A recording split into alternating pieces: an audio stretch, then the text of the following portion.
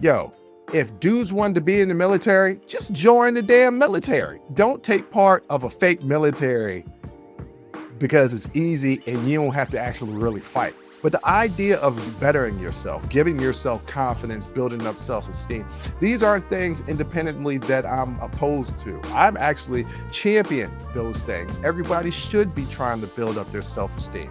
This toxic masculinity idea that you've got to break people down to build them up. No, you don't. You don't have to do that.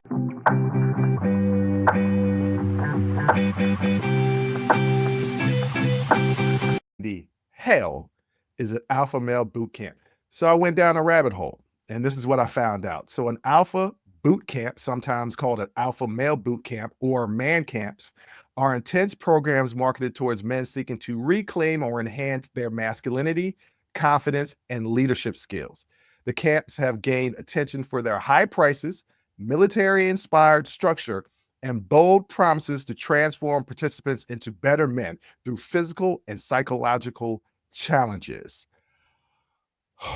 Okay. At its core, I don't fundamentally disagree with the idea of a man bettering himself. It's the term alpha, and it's the way in which they implement it.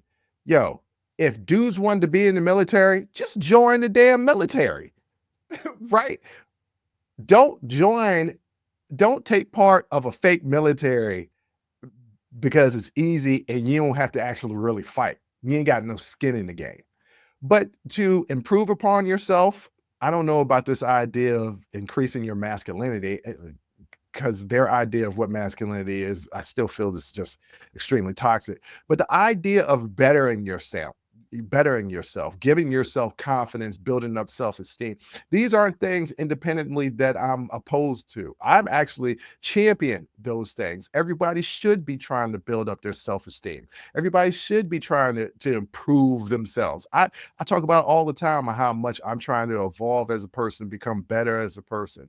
However, um, I don't think I need any more masculinity. I think I have enough. I think I need a little bit more femininity. And what I mean by that is a little bit more emotional intelligence. Those things are not supposed to be correlated, but they are. Men are Neanderthals when it comes to emotional intelligence, while women are far more advanced. But I want to get more to these alpha boot camps. So, what is the concept? The core philosophy is rooted in the idea of becoming an alpha male, a term popularized by outdated animal behavior studies and later debunked by the original researcher. So, the original researcher came up with this alpha beta thing when describing when researching basically the animal kingdom.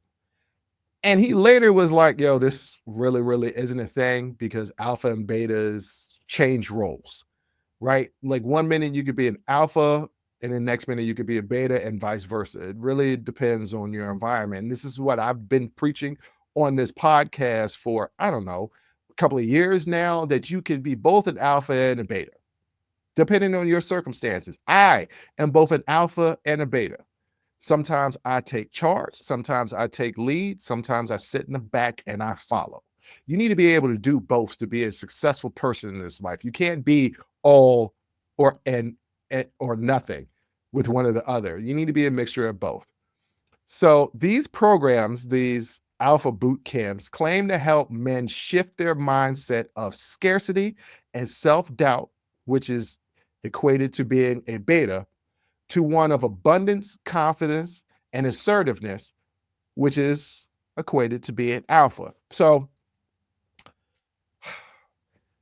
once again, if you're building up confidence and self-esteem, self-doubt, part of that mindset of self-doubt, okay. Like, once again, I'm not opposed to this concept. I actually agree with the concept of conquering your self-doubt and building up your self-confidence. It's this scarcity thing that's attached to a beta, and it's abundance that's attached to an alpha. I remember in the 1980s, going back to the 1980s from talking about MTV, Wall Street, the movie Wall Street came out, and greed is good. That's what the slogan was because Wall Street was booming. right? Greed is good. That's when corporate takeovers started happening, and it was the lifestyles of the rich, famous, and abundance, right? Was championed. It led to the largest stock market crash of all time. And people woke up. And in the 90s, people was like, hey man, all this abundance is all this stuff, all this materialistic ain't what it should be because our economy basically crashed. Okay. Confidence and assertiveness, I'm not opposed to, right? Like I said, if you have self-doubt, build up confidence. Cool.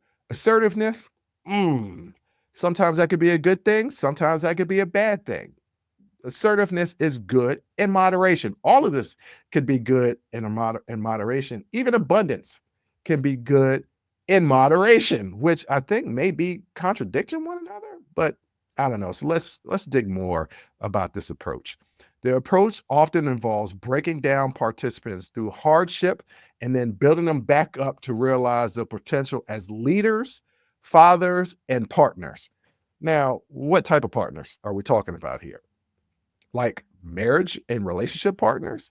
Because everything that they're describing right now does not, to me, correlate to being a good romantic partner. Not the alpha male trait, being assertive. Assertive, how? Like taking charge of the household? That should be a partnership. That goes against partnerships, right? Because it's a give and take. But trying to fulfill yourself being a good leader and father, that nothing, I'm never opposed to being a better father. Not everybody's meant to be a leader. Some people are meant to be followers. And I've never believed in this breaking somebody down to build them up. I know the military does it all the time. But the military does it for a reason. The military breaks you down to build you up because they're building you up in the form of a team, right? That you guys must work together for a common goal. And yeah, there are ranks, there are hierarchies, and you follow orders, but that's not something that you really want in your family. What I mean by that is, yes, you are the parent and there are children. You have rules and these children follow the rules. But you should explain to your children why you have the certain rules and what the benefits of the rules are and what the consequences of not following the rules, not just in punishment, but down the road, why these rules are in place, right? So I just don't believe in breaking people down and building them up. I know a lot of coaches out there believe in this militaristic mindset.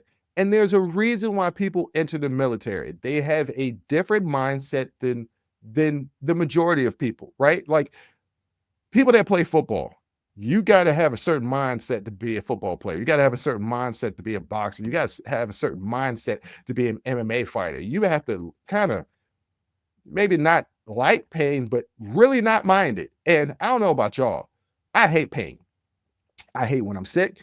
I hate when I'm hurting. There's nothing about that's enjoyable. That's the reason why I never entered the military. That's the reason why I quit football in high school. That's the reason why, I did do a little bit of boxing, did do some martial arts, but I would never go and like fight. Like I never wanted to fight. I fought because I had to. So these ideas of breaking people down and building them back up, I'm not real fond of. This is what I'm talking about. This toxic masculinity idea that you've got to break people down to build them up. No, you don't. You don't have to do that. And you're talking to, and this is somebody who was a teacher and a coach. No, you can just build people up. You can. All right. Well, what are the structures of the methods of these camps? Many camps, such as the Modern Day Night Project, use a boot camp format. Get this: 75 hours of grueling physical tasks, sleep deprivation, obstacle courses, and intense group exercises led by military veterans. So it's a military wish camp. These people could have just gone into the military, but once again, they want the aspects of military without putting skin in the actual game. This process is intentionally stressful and confrontational with the idea that suffering leads to superpowers. This is a literal quote, that suffering leads to superpowers and that overcoming adversity together forges camaraderie and personal growth. Now, you ain't getting no superpowers, but I understand what they mean, that going through stuff in a group builds this kind of camaraderie and personal growth. I mean, that is true. We've all been in groups or teams or things of that nature and have to overcome together, and you have these bonds that are created because you went through tough times together. But how does that help you with the people that's not going through this with you, like your family and your children? This is what doesn't make sense to me. What are you going to put your family and your children through this tough process and go through pain and uh, anguish and adversity in order to come through it together and be closer? That sounds stupid as hell. Some programs like Activate the Alpha incorporate more holistic elements, including relationship exercises, trauma work, and access to mental health professionals to address emotional needs alongside physical challenges. Now that's what I'm talking about. If you are trying to become healthier by doing these physical grueling things, I don't know about sleep deprivation, right? And 75 hours of intensive exercise like that. As a fitness professional, that is very, very dangerous. But if you're taking relationship exercises, you're doing trauma work, and you're working with mental health professionals, that's actual evolution. That's actually, well, I still don't agree with the term alpha, but you're definitely evolving and becoming a better you. What are some of the claims and promises from these boot camps? The boot camps promise to help men shatter self-doubt and see purpose clearly. I'm not opposed to that. I'm opposed to how they get there. Heal past trauma. I'm not opposed to that either. I'm opposed to how they get there. Become better fathers, partners, and leaders. I talked about that earlier. Not opposed to that. Opposed to how they get there. Improve mental health, marriages, and even business success. Once again, not opposed to any of that. Opposed to how they get there. The programs often include follow-up coaching and mastermind groups for ongoing support and personal development. Join the conversation and follow the Unsolicited Perspectives podcast on Apple, Spotify, or wherever you get your audio podcasts.